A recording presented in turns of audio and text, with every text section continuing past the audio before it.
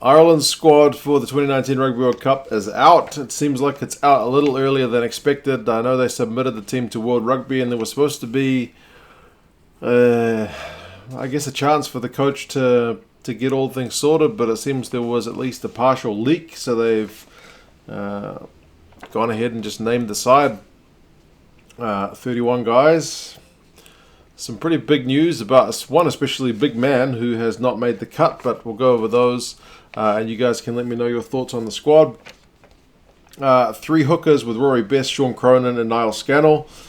A fair bit of experience there. I mean, Scannell's got the fewest caps of the lot of them and he's got 16, which is no small number. Rory Best is almost at 120. A fair few critics of his recent form, but Joe Schmidt was defending him pretty fiercely in the press conference I saw with him on the squad announcement on the Irish Rugby YouTube channel. So yeah, he is captain. I mean, he's 37, so he's definitely one of the senior statesmen, but he was talking about his leadership and driving the scrum to do better and all this kind of stuff. So there was probably no doubt that he was going to make it and he was going to be captain. Props, Tyke Furlong, Cian Healy, despite rolling his ankle the other week. David Kilcoyne, Andrew Porter, and John Ryan. Again, experience, and it's, I guess, something similar that Joe Schmidt has been building with Ireland. You can compare it to the Welsh squad as well.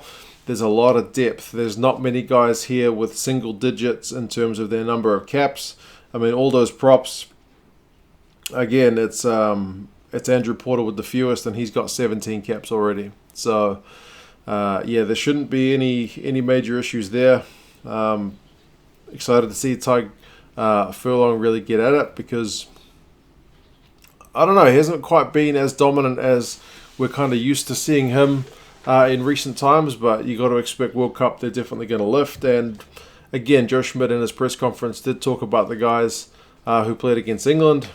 Didn't single out any individuals, but just talking about the guys being kind of heavy-legged and whatnot. So I would expect a lot of these guys who have come in for a bit of stick recently to really lift their game. And we saw part of that in Cardiff as well. Locks, he's gone with Henderson. John Klein is the big talking point, along with James Ryan and Tyke Byrne, who can kind of cover the back row as well if needs be. The big name missing there is that of Devon Toner. Very, very big omission. The guy's huge, and he's just such a great option at line-out time. The Irish line-out has come under a fair bit of criticism with Best and with Cronin when they're throwing in. So having that guy just gives you an extra added layer of security at line-out time, but he's not going to be there. And having a guy that tall in the maul as well, especially defensively, he's just able to get over and get his hands on the ball carrier. So, it is a big omission, but Joe Schmidt's had his reasons. He mentioned that Klein is a specialist tight head second rower, and that Byrne adds a bit of value at the breakdown. So he's saying these guys bring more around the park perhaps than what Devon brings. But it's definitely a big call. And as with all the guys who didn't make it, they're going to be on standby. So the fact that you can call on the likes of Devon Toner if something happens to one of the other guys is a pretty nice position to be in. Back rowers, Jack Conan, Peter O'Mahony, Rhys Ruddock, CJ Stunder, Josh van der Fleer round things out. So again, there's no Geordie Murphy, which is perhaps a bit of a disappointment for that guy. I mean, he's another guy who at the breakdown is very dangerous, but it's not to be. But again, you look at the experience. Fewest caps among those guys is Van der Fleer it's Jack Conan with 15 caps. So you're talking about guys closing in on 20 caps. Peter O'Mahony at line-out time especially is a real poacher, so he's going to add value. CJ Stunder at number 8. It's going to be a tough back row, and I guess the fact that you've got Tyke Byrne in there as well if he fills in the back row or if he fills in at lock, is going to add more to the breakdown too. So that's only left room for 2 scrum halves in Luke McGrath and Connor Murray. So Kieran Marmion is probably the guy who's very, very unlucky not to make this squad. And if you look at the fact that they're bringing 3 10s in Joey Carberry, Jack Carty, and Jonathan Sexton. Sexton's had injury issues of late. I'm pretty sure he's almost right. Carberry's still a wee way off. It could well be that Carberry's injury has led them to take 3 10s instead of 3 9s. You kind of feel like if Carberry and Sexton were both fully fit, you probably just take 2 of them and you take Marmion as well. But, Carty's got in ahead of Ross Byrne. He's probably feeling a bit of the brunt of that result against England as well. So, yeah, it is tough, but that's how they're lining up. And Carty is probably the most inexperienced guy, apart from Jean Klein, who's only got 2 caps in the team with 6. I mean, but the guy's 27, so he's no novice to the game. Midfielders, you've got 4 of them in Aki, Farrell, Henshaw, and Ringrose.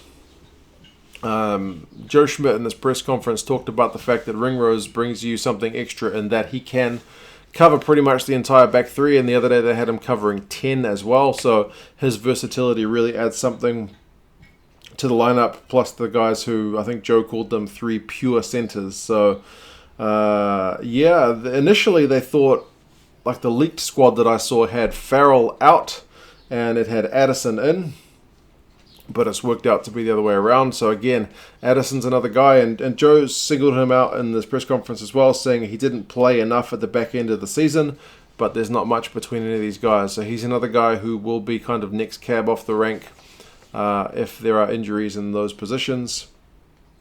Outside backs, Keith Earls, Jordan Lama, Jacob Stockdale, Andrew Conway, and Rob Carney. I mean, Dave Carney misses out, but I think that was probably to be expected.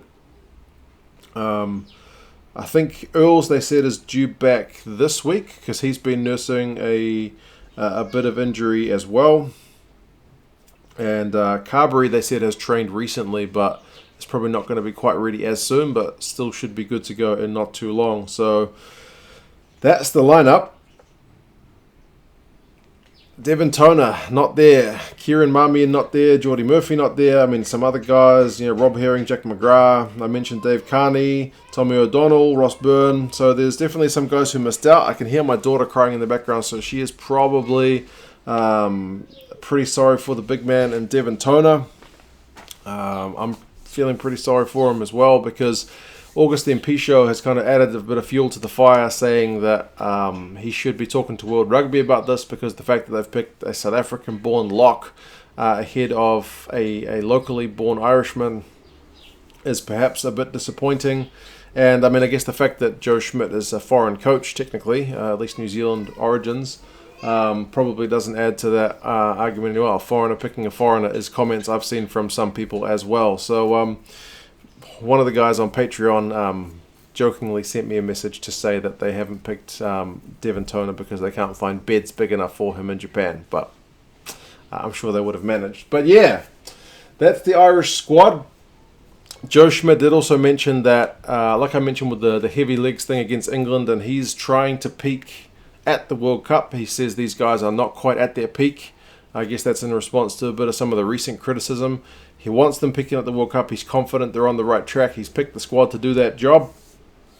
We will see how well he has gotten things. You guys let me know your thoughts on the squad. What do you think about the Toner situation? How unlucky is Marmion? Other guys as well. Like I mentioned, and perhaps some of the others that I haven't mentioned. But yeah, big expectations on this Irish squad. Potentially a matchup against the All Blacks or the South Africans in a quarterfinal. That's still a long way off. But yeah, you guys let me know your thoughts on the squad, and I will talk to you again soon. See you later.